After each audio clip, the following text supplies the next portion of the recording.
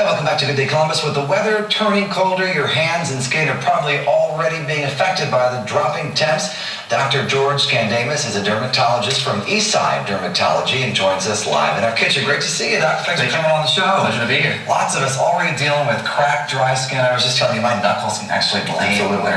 So what can we do? Because there's a dizzying array of lotions when you go to the drugstore or department store. Absolutely. It all starts really with the washing. So you want to use products that are going to be more gentle than soap. Okay, because bar soap really does dry your skin out. It takes off our natural oils. Okay, so maybe during the winter, what kinds of things should we switch to? What have you brought? So I brought here some hand and facial cleansers, and then here some body cleansers that actually have some more moisturizing properties to them. They won't strip your skin of all that moisture. And then after cleansing, always important to add a moisturizer. Really? Okay, so after you get out of the shower, you're supposed to put that everywhere? You're supposed to... Yeah, the thicker the better, I always say. So the greasier it is, the more oil the product contains. Okay. And that usually does better for drier skin. Okay, so you want that greasiness. Absolutely. All right, now what have you brought over here? Because hands, I know, are the worst, and people are always putting on hand cream. Yeah, our hands don't have as many oil glands as, say, like our face. So we want to go with something like a greasy product.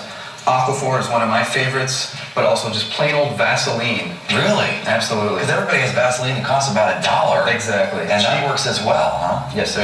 What else, Ted? What other household remedies do you have? Yeah, I've even heard people using a little bit of olive oil. Huh. The ancient Greeks did it. I think it still works today. Now, tell me about department store creams and rejuvenation moisturizers. They're expensive, and they claim to work far better.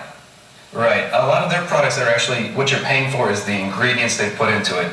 Maybe some extra vitamins, vitamin C or E, or some antioxidants, even fragrances or perfumes. So you want to really be careful with those because they could cause irritation or allergy. So is there anything when you go to the drugstore in here, because everything you brought, George, is pretty inexpensive. Right. Anything that you should be looking for when it comes to hand creams or body lotions that's an essential ingredient?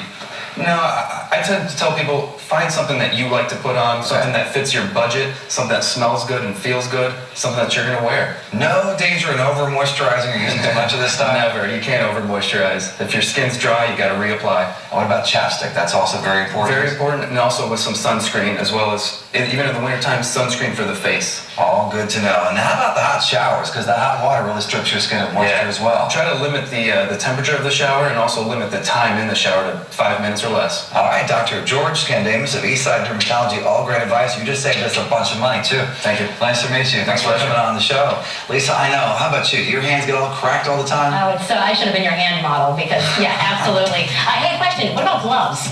I'm not always great about wearing gloves in the winter. Always wear gloves. Keep moisturizer on your hands, absolutely. Okay, well, there you go. You heard it from the docs, not just from me. So wear your gloves this winter. Let's check in with that. First Warning Spawner Network now, Winchester. Don't